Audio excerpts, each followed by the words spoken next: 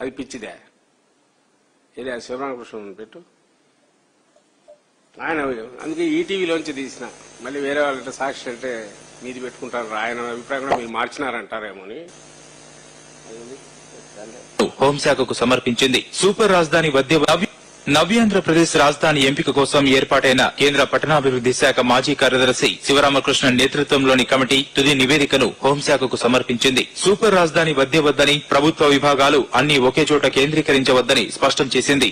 కృష్ణా, గుంటూరు, పశ్చిమ గోదావరి జిల్లాలకు భారతదేశ ధాన్యాగారంగా పేరుందని, అలాంటి చోట సూపర్ రాజధాని ఏర్పాటు చేయడం తగదని పలికింది.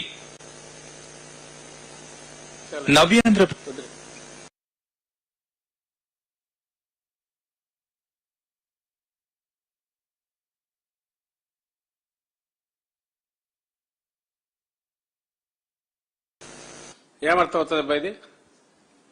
రెండు విషయాలు. ఆ రోజు కేంద్రం అఫిడవిట్లో కూడా ఇదే చెప్పింది. కేంద్ర ప్రభుత్వం ఒక కమిటీ వేసింది. ఈరోజు కేంద్ర ప్రభుత్వం అది అసలు ఎట్లా మామూలుగా అక్కడ పార్లమెంట్లో చట్టం అంటున్నాం. మరి ఆ కేంద్ర ప్రభుత్వం వేసిన కమిటీ మాటకు విలువలే. ఏం చెప్పారు ఆ కమిటీ?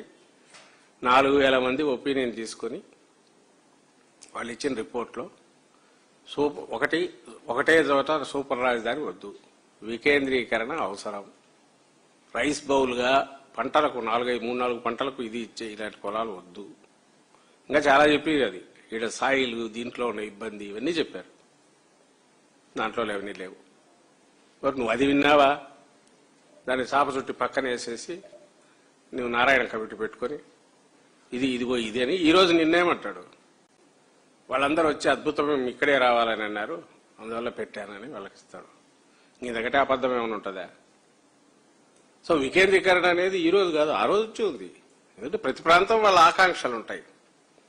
సరే కాదు, దాంట్లో ఇది ప్రాగ్మాటిక్ అప్రోచ్తో 2019కి ముందే నువ్వు పూర్తి చేసి కనెక్టివిటీ క్రియేట్ చేసి, క్యాపిటల్ అంటే జగన్మోహన్ రెడ్డి గారు ప్రిపేర్డ్గా ఎందుకే కదా ఇల్లు కట్టుకుంది ఇక్కడ. ఇప్పుడు రాయ్పూర్ లాగా కట్టింటే దాని మానాన్ని అది డెవలప్ అయ్యేది అవుతుంది. ఇప్పుడు ఫంక్షనల్ ఇదైతే ఉంది అనే ఉద్దేశంతో ఎవరిబడి దానికి ప్రిపేర్. ఇదేం వేరే స్టేట్లో ఉందా ఈ ప్రాంతం? అమరావతి అనేది ఏమన్నా పక్క స్టేట్లో ఉందా? వద్దనడానికి ఏమి ఇక్కడ మాకు ఓట్లు రాలేదా? మీ కొడుకు ఇప్పుడు గెలిచిన మంగళగిరిలో రామకృష్ణాడు ఎట్లా గెలిచాడు? అంతకుముందు 2 సార్లు ఎట్లా గెలిచాడు?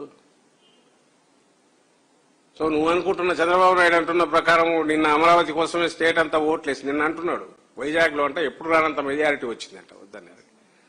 అది దేనికి వచ్చిందనేది రకరకాల అనుమానాలు. మేమెందుకని అట్లా జగన్మోహన్ రెడ్డి గారంటే ఏదో ఆడలేక మధ్యలో ఓడన్నట్టు అనుకుంటారేమో అని. కానీ ఆ ఈవీఎం మిషన్ల మీద ఉండే డౌట్లు ఉన్నాయి, మిగిలిన వాటి ఉంది. నిన్న ఇప్పుడు కూడా చర్చ జరుగుతుంది. 4 సెకండ్లలో ఒక ఓటు ఎట్లా పడింది నేను అడుగుతున్నారు. మేం కాదు, మేధావులు, న్యూట్రల్ వాళ్ళు అడుగుతున్నారు. That's a different issue. But question is అదే క్రైటీరియా అయితే మరి 2019లో ఎట్లా పోయినావమ్మా? 2019 ఎన్నికల్లో నువ్వు అప్పటికి ఒక డ్రీమ్ క్రియేట్ చేసినావు. 14-19 మధ్య ఐకానిక్, ఇంకోటి టైటానిక్, కింది నుంచి పై నుంచి ఇవన్నీ చెప్పినాడు కదా ఆయన. కృష్ణా నది మీద నుంచి ఒకటి, అండర్ గ్రౌండ్ ఒకటి, ఒలింపిక్స్ కండక్ట్ చేస్తాను నెక్స్ట్ టైం కంతా అన్నాడు కదా. మరి ఎందుకు వేసుకోలే? ఇక్కడే కొట్టారు కదా, ఈ ప్రాంతంలోనే కొట్టారు కదా. కాబట్టి అది క్రైటీరియా కాదు కదా. దానికి చర్చించాలంటే అది వేరే విషయం అవుతుంది.